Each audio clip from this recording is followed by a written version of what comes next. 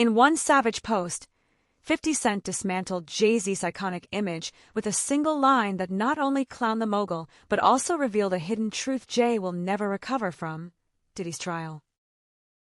You're going into the Jay-Z thing. Yeah. So recently we just saw, we look at the accusations, and we're going to get to Diddy as well, but you look at the accusations, and there's an accusation about Jay-Z and Diddy and a teenager, 13-year-old teenager. Right. And we were speaking about just the statement.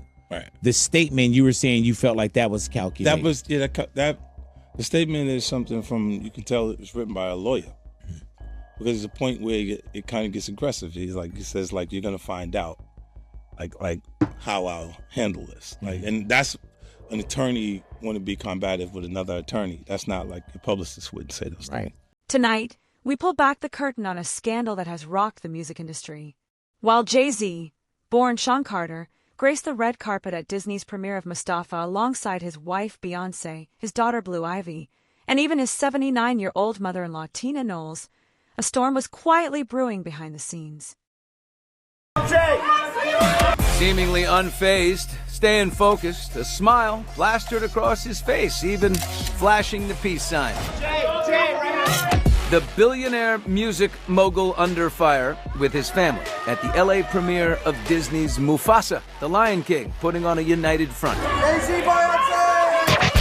The glitzy Hollywood night out for Jay-Z, Beyoncé, and 12-year-old daughter Blue Ivy came just 24 hours after the lawsuit, packed with damning allegations, was released. Jay has denied the accusations. He's countersuing, calling the story heinous. The bombshell news could not have come at a worse time for the Carter family. We're here today recording The Lion King. Beyoncé and 12-year-old Blue Ivy both star in the new Lion King prequel in theaters December 20th. Despite the troubling news, Beyoncé and Blue Ivy arrived in matching gold. Mom in a strapless Balmain gown dripping in mirrored embellishments, and Jay-Z proudly watching his oldest child own the carpet in a strapless Christian Siriano for her movie debut.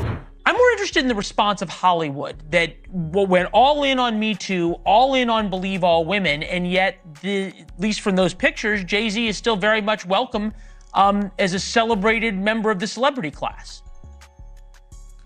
Yeah, Leland. Well, we saw, the whole family come out last night. They really put on a united front. Beyonce stood by him. They went to support their 12-year-old daughter. Even Beyonce's mom was there, Tina Knowles.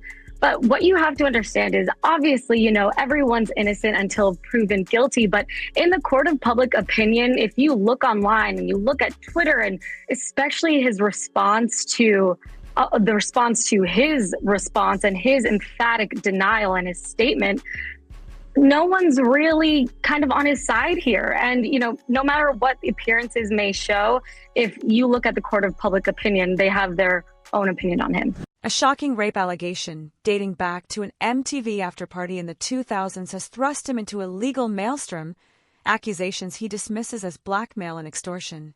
Yet, it isn't only the case itself that has tongues wagging.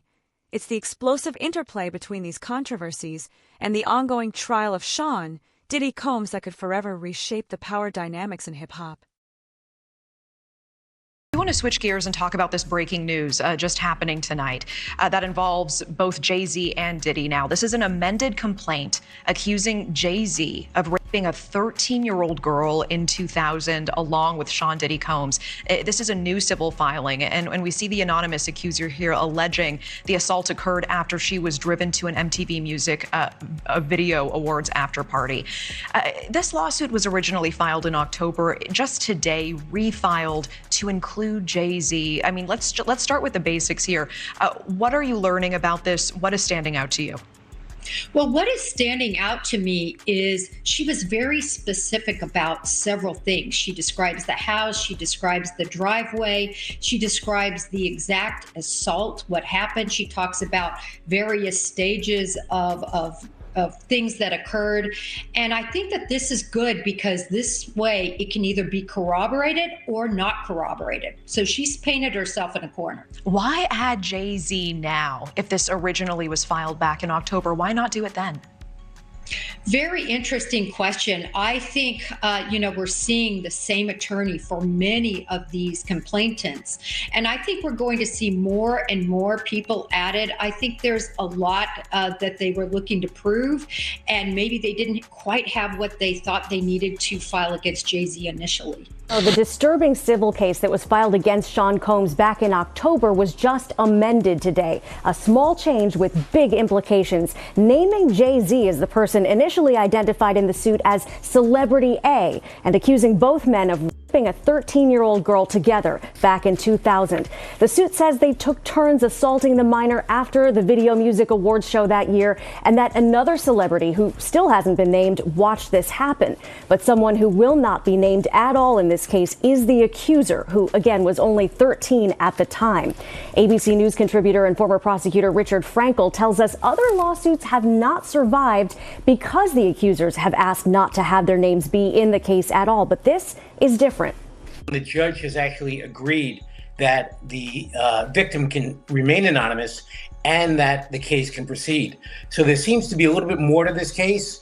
And again, as we go forward, there are more allegations, more facts coming out about this case.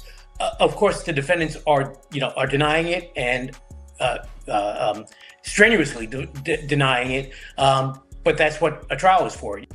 Jay-Z, whose real name is Sean Carter, in a statement tonight blasts the attorney who is representing the woman, accusing him of extortion and saying in part, "These allegations are so heinous in nature that I implore you to file a criminal complaint, not a civil one. Whomever would commit such a crime against a minor should be locked away." 50 Cent, who has never been one to shy away from stirring the pot, has been vocal about the drama surrounding Diddy's trial, a case mired in accusations of racketeering, sex trafficking, and exploitation. Diddy, a titan whose influence once shielded him from scrutiny, now faces legal demons that threaten to upend his entire empire. We are rapidly approaching Combs' trial on federal charges of sex trafficking, racketeering conspiracy, and transportation to engage in prostitution. May 5th, 2025, out in the Southern District of New York. Before you know it, it is going to be here. And the government essentially alleges that Combs, for years, abused, threatened, and coerced women and others around him to fulfill his sexual desires, including participating in elaborate sexual performances, sometimes with commercial sex workers, and also to protect his reputation and conceal his identity, and that he would use the resources and employees of his business empire to create a criminal enterprise that engaged in all sorts of illicit activity. The government writes in response to the defendant's letter asking the court to rule on its motion for a bill of particulars, originally filed on October 15, 2024. The government continues to oppose the motion, which was originally styled as a request for a bill of particulars identifying victims and has now been apparently broadened to encompass not only victim names, but also the names of a large number of potential government witnesses.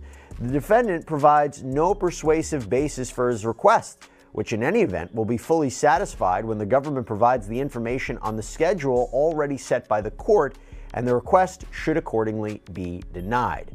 They go on to write, for the reasons set forth in detail in the government's October 30th, 2024 opposition to the motion, premature identification of victims and witnesses carries significant risks in a case like this one, which involves numerous allegations of violence, coercion, obstruction of justice, and witness tampering. Every comment by industry insiders is scrutinized, and none is as incisive as the one delivered by 50 Cent. In a now-deleted Instagram post that quickly spread across outlets like TMZ and the New York Post, the 49-year-old rapper shared a candid snapshot from the premiere. He captioned it, "Jay said they said I raped a kid. Everybody get dressed. We going to see Mustafa LOL." That brief, provocative message was far more than a mere jab. It was a calculated strike exposing fissures in Jay-Z's carefully constructed public persona. 50 Cent explains his choice to mock Jay-Z amid assault allegations against the rapper and Sean Diddy Combs. The 49-year-old is explaining why he chose to take to X, formerly Twitter, to troll Jay-Z amid rape allegations that were filed in a December 8th lawsuit. After news of the claims broke, 50 Cent posted on the platform questioning the status of the Super Bowl halftime show, which Jay-Z's Rock Nation curates with the NFL. Then in an interview on December 9th, the rapper explains what was behind his joke. For a friend. Yeah, I'm asking for Kendrick. You know? I'm just trying to figure out if we're still doing everything the way. Because look, they will fall back. The NFL, they won't necessarily be associated to that. Right. The rapper didn't stop there, though. On December 9th, after Jay-Z attended the Mufasa premiere with his wife Beyonce and their daughter Blue Ivy, 50 posted on Instagram in a since-deleted message poking fun at Jay-Z for attending amid the legal drama.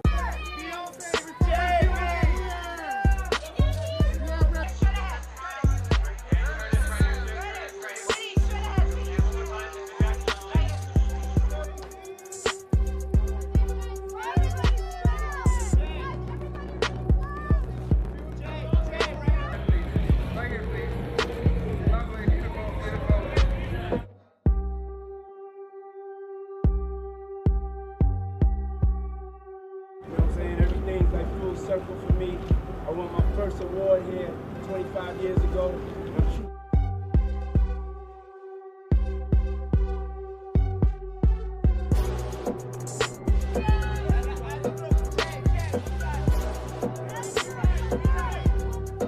Why would 50 Cent choose this moment, when Jay-Z was expected to celebrate a family triumph on one of the biggest nights of the year, to bring up such an explosive claim?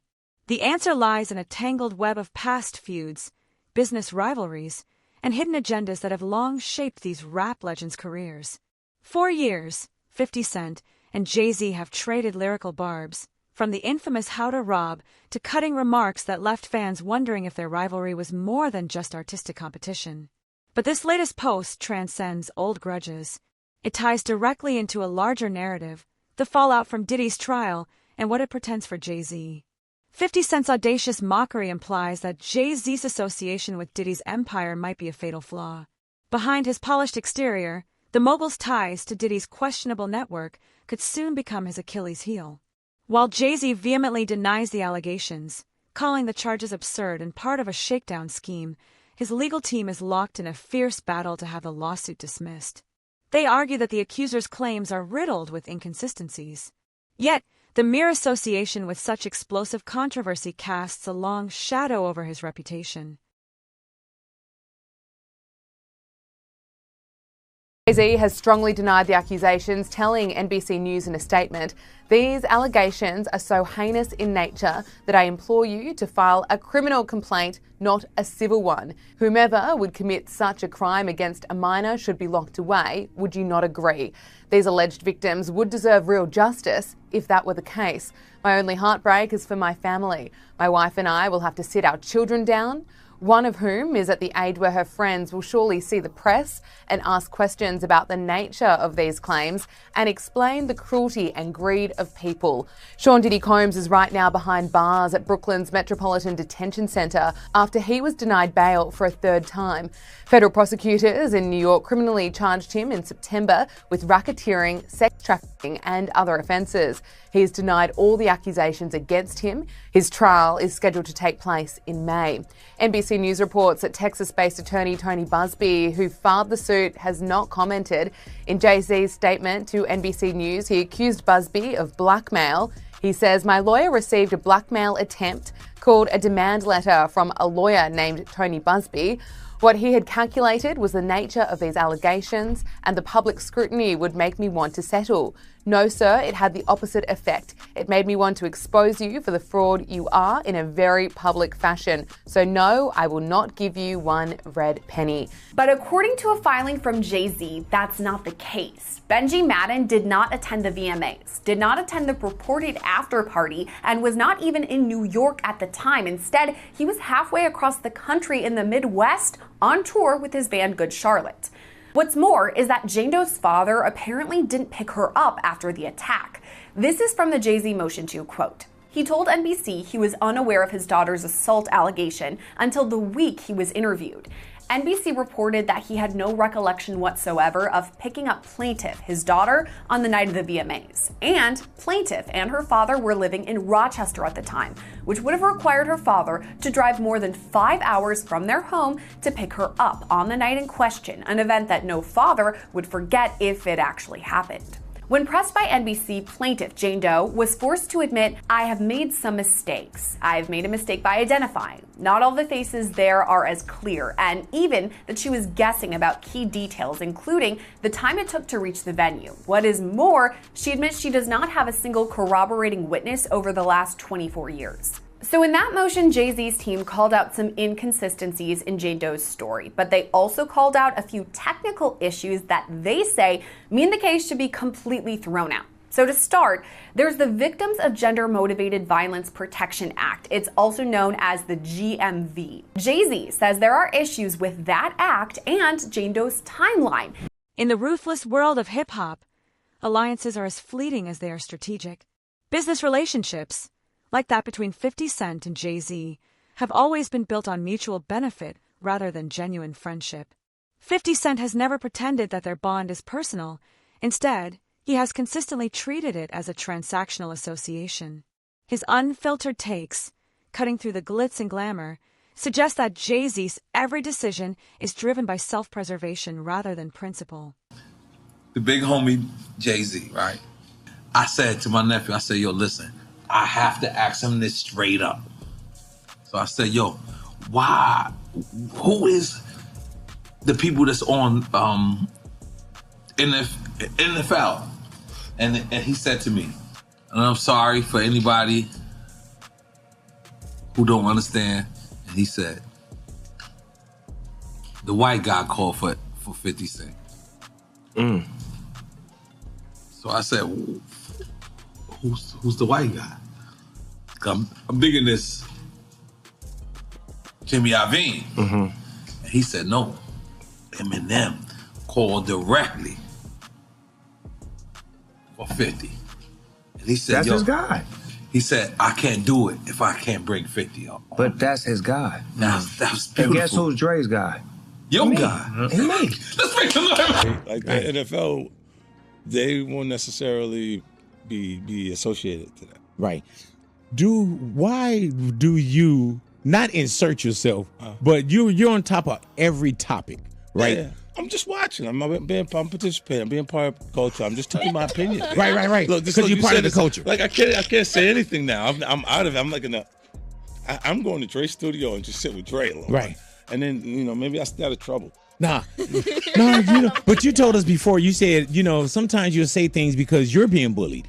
Yeah. You know how we say, bully and all petty. The time, like when that happens, as soon as that happens, you know what happens in my timeline, babe? Oh yeah, but you think it's funny. You're next, buddy. Right. Like I'm like, oh shoot. Right. So you feel bullied. Yes, I'm getting pushed around here. Hey man, do you see any of the comments when people are like, yeah, when that dropped, this is the first place I came? Yeah. Yeah. I knew that was coming there, big. Like I put up an ad.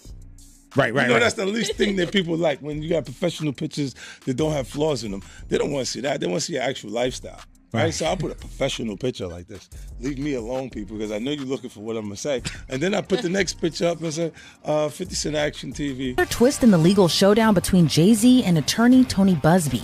The two have been going back and forth in the court system and on social media after Busby filed an amended lawsuit on behalf of his client, accusing the 99 Problems rapper of raping a 13-year-old girl with Diddy back in 2000. Both of which have denied the allegation. But the accusation alone has Jay-Z and his team fighting back.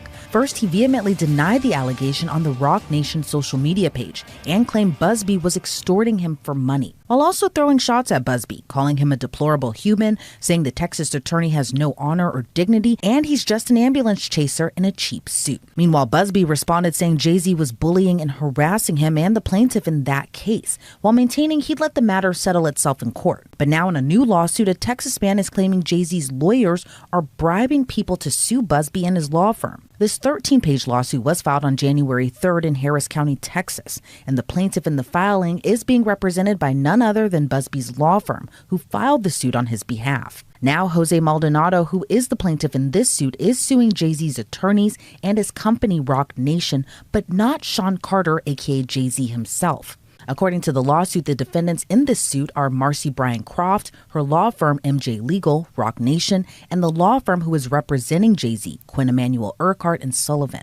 They allege the defendants conspired to obstruct justice by engaging in shadowy operatives to illegally get more than 24 current and former clients of Busby law firm to turn around and sue them. Jay-Z's filing reads in part, quote, "The statute does not have retroactive effect." Plaintiff Jane Doe asserts a violation of the GMV law for conduct that purportedly occurred in September 2000. But the GMV law was not enacted until December 19, 2000, 3 months after the FAC, that's the first amended complaint, claims the conduct occurred and cannot apply retroactively to create a cause of action unavailable to plaintiff at the time in question. So basically all that means is the statute of limitations doesn't add up to use the GMV. But there's more. Jay-Z says that even if this GMV law did have that retroactive effect and the timeline didn't matter, the crime had to be committed within New York City. According to the FAC, again, that's the first amended complaint, plaintiff was driven from Radio City Music Hall to a large white residence with a gated U-shaped driveway, a drive that took 20 minutes. This is where the alleged assault took place. The FAC's description of the residence in question, however, combined with public records, confirms that any such residence, to the extent it existed at the time, would have been located outside the territorial boundaries of New York City. And if all else fails, Jay-Z's team says Jane Doe's timeline doesn't fit with the statute of limitations. The FAC alleges the conduct occurred 20 plus years ago, well outside the VA